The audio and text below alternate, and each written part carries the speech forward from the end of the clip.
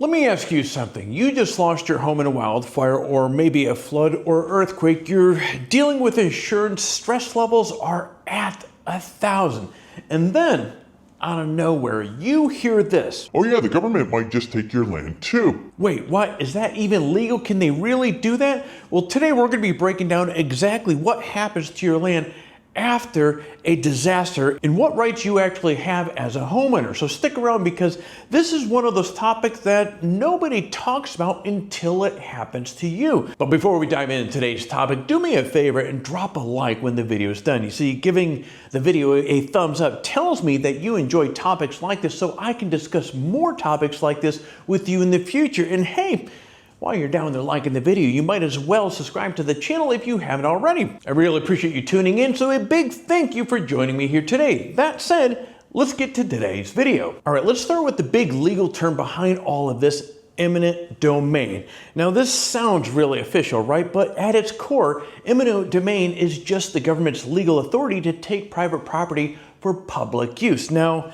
well, that might sound alarming, like someone can swoop in and take your land, but there are rules to this. The government has to prove that it's for a legitimate public purpose. Think infrastructure projects like expanding highways, building schools or public parks, creating fire prevention zones or flood control areas. And here's the kicker though, they just can't take it and say, thanks. The government is legally required to pay you what is called fair market value for your property. That's supposed to mean what your land would reasonably sell under normal conditions, but here's where things get a little tricky. Let's say a natural disaster just swept through a wildfire, a flood, or a hurricane. Your home is gone and your land might be severely damaged. Now, if the government comes knocking right after that, offering you fair market value, well, it might be based on the land's current post-disaster condition. And that offer, well, it might not feel so fair because suddenly you're not getting paid what your property was worth before the disaster, you're getting paid what is worth after. And that's the difference, or that difference rather, can be absolutely huge. So while eminent domain is meant to serve the public good, it often raises big questions. What's really fair compensation? Should owners be paid based on pre-disaster value? Who decides what counts as public use? Now, these are the kinds of gray areas that make eminent domain a hot topic, especially in communities trying to rebuild after devastation. So what actually triggers eminent domain after disasters? Well, it usually begins with local governments, city or county, stepping in and making some tough calls.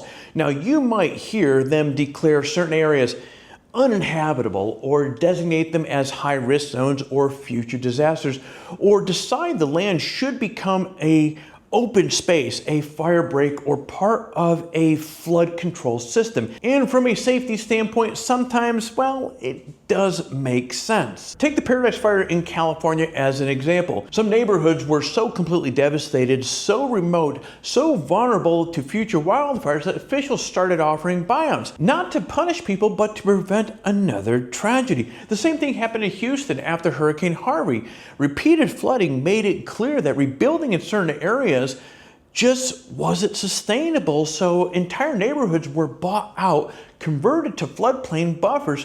But here's where things get deeply personal and deeply complicated. A lot of homeowners didn't want to leave, not because they didn't understand the risk, but because, well, it was home. They built lives there. They raised their families there.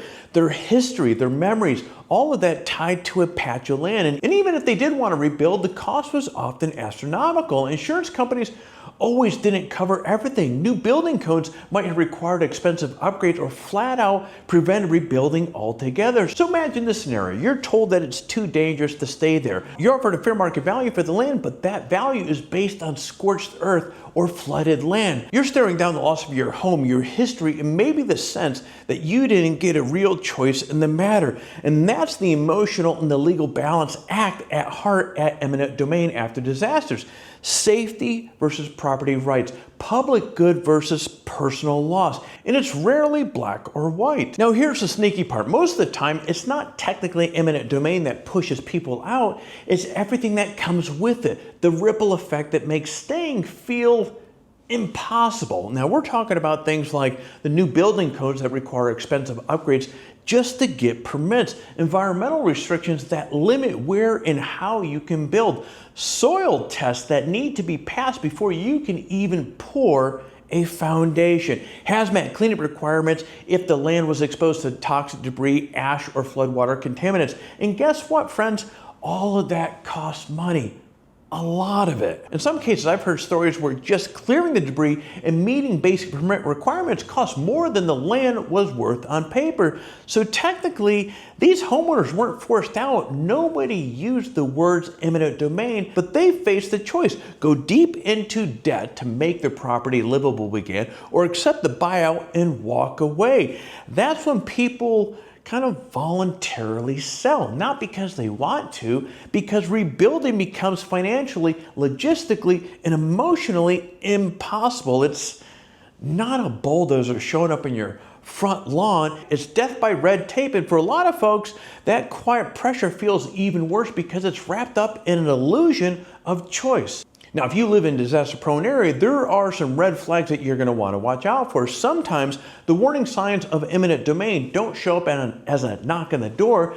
They come quietly in paperwork, public notices, or subtle shifts in policy. And here's what to keep an eye on: buyout program announcement. Now, these often start as voluntary offers, but depending upon how many neighbors accept and how strategic your property is, a buyout can quickly turn into something less optional pretty quick. Land rezoning notices. Now, if your area suddenly gets rezoned from residential to open space or environmental hazard, that's a major red flag. It could signal that rebuilding could be restricted or that buyouts are coming down the line. Environmental impact studies. Now, these often sound boring, but they are absolutely crucial. So if the government is conducting studies on your neighborhood's flood risk or fire danger or ecological impact, it could be laying the groundwork for future development or for removing development entirely. And always read the fine print on post-disaster assistance. Some recovery grants and rebuilding funds come with conditions, and accepting might mean agreeing not to rebuild or opening the door to a buyout later.